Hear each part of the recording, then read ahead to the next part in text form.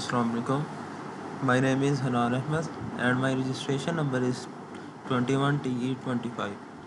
Today we are going to discuss lab number 12 of digital signal processing, that is IIR, that stands for infinite impulse response filters.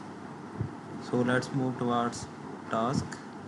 The task number 1 is the DSP system is given, that is y of n, with the initial conditions y of minus 2 is equal to 1, y of minus 1 is equal to 0, and x of 1 is equal to minus 1, and the input is also given. So we have to compute the system response for 20 samples using MATLAB. So let's move towards MATLAB and use this example. So first of all, we set up a vector of store yn, then add initial conditions of y minus 2 and y minus 1, then compute time indexes, and then compute 20 samples of x of n. So we have initial conditions x of 2 minus 2 is equal to 0 and x of minus 1 is equal to 1. So for n range from 1 to 20, we have system y of n plus 2 is, and then we have repeat this for n is equal to 0 to 19 with a gap of 1. So we use subplot command, then use temp command and grid on and labeled x-axis as sample number, y-axis as input x of n. So repeat this process for the other plot, for which we label the x-axis as number of samples and the y label as output y of n. So we have 0 initial conditions. So next we use for loop range from 1 to 20 and compute 20 outputs of the given system, and then again we use subplot command. Let's simulate this code. We obtain the response. As we can see, we also get the coefficients, filter coefficients here.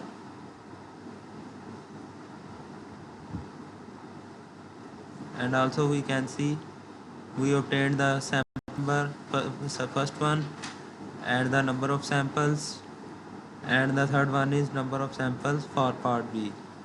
So let's move towards part 2, task number 2. We have given a transfer function of a DSP system, that is h of z is equal to z plus 1 divided by z minus 0.5.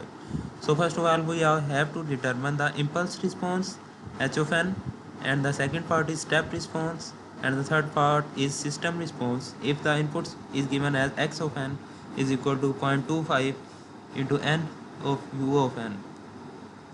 So let's move towards source code.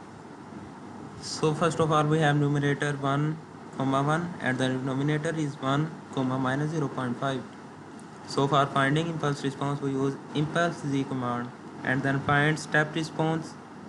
For this we use sum command, and then we have input signal n range from 0 to 10 and x is equal to 0.25 of power n.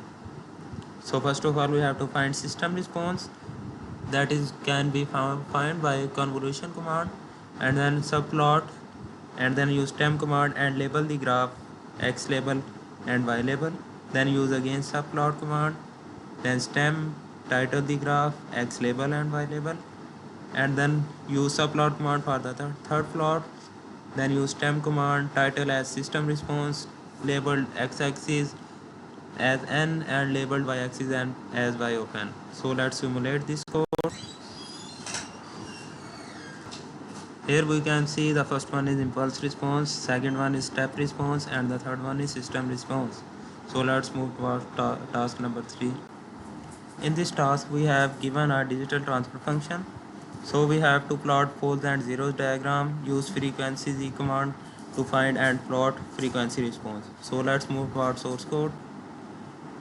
First of all, we have to define the numerator and denominator coefficients, as we have numerator 1 comma minus 0.5 and denominator is 1 and 0.45. So let's first create transfer function. For this we use tf command, then For plotting pole zero diagram, we use pzmap command, then title this as poles and zeros, and then calculate and plot frequency response. For this, we use frequency z command and title this as frequency response. So simulate this code.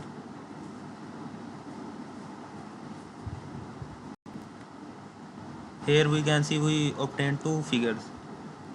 First one is pole zero diagrams. You can see we have two poles and one zeros. And the second is frequency response and phase response. So let's move towards next task. In task 4 is the same as above. So we have to find the pole zero plot and determine the stability, as we also discussed is in the previous lab. So skip this task and move further. So in task 5 we have a digital system with a sampling rate of 8000 Hz. Determine the frequency response. So let's move towards source. First of all, define the system coefficients. Numerator is 1 and the denominators are 1, minus 0.5. So first of all, set the sampling response, where number of frequency points are 1024, and then plot the magnitude response. For this we use figure command, plot command, and then labeled as frequency, y-axis as magnitude, and title the whole graph as frequency response and grid on. For plotting the phase response, we use plot command, then labeled x-axis as frequency, y-axis as phase, and title the whole graph as phase response, and also do grid on. So let's simulate this code. Here we can see we obtain two plot. First one is frequency response, and the second one will be phase response. So let's move to our next task. In task 6, we have given 4 digital transfer functions. So we have to plot the poles and zeros, and in the second part we use MATLAB function to plot the magnitude, frequency response and phase response for each. And the third one will be identify the corresponding filter type, such as low pass filter, high pass, band pass or band stop. So let's move to our source code. First of all, define the numerator and denominator coefficient, then create transfer function, then use plot poles and zero diagram, and then calculate the frequency response, and then calculate the plot magnitude response, and then find the phase response. To find the filter type, we use max command, all pass filter, we use if else conditions, as we can see. For display the filter type, we use disp command. So let's simulate this code. The first one is pole and zero plot. Here we can see we have 0 poles and no zeros, so it will be band stop filter, as we can see here this. In the second figure we obtained magnitude frequency response and the phase frequency response. So let's move to our next task. In task 7, we have feedback filters, so we have to determine the location of pole and zeros and plot the positions. So we have two filters, so we have to compare the results. So first of all, we define the coefficients of filter 1 as numerator and denominator, then for filter 2, then create transfer function for both filters, and then plot poles and zeros for filter 1, and then for filter 2. For comparing filter we use this command. So let's simulate this code. Here we have two graphs that compare the filter 1 and filter 2. So we can see the difference between pole zero plot diagram of both filters. So let's move to our next task. In task 8, we have to determine the poles and zeros of the following filters. So let's move to our source code. First of all, we have filter 1, so define the numerator and denominators, and then use display command. For filter 2, define numerator and denominator, then same use disp command, and for filter 2, 3 use repeat the same process. So let's simulate this code. Here we can see for filter 1 we have no zeros, we have 3 poles, and for the filter 2 we have no zeros and 3 poles as well. For filter 3 we have no zeros and unlimited poles. So let's move to our next task. In this last task, we have to find the frequency response of the designed digital filter of, for example, 817. So let's move to our source code. So first of all, we have sampling rate 8000, then design the analog filter, and then plot the magnitude and response. After simulating this code, we see that first we obtain magnitude response and phase response.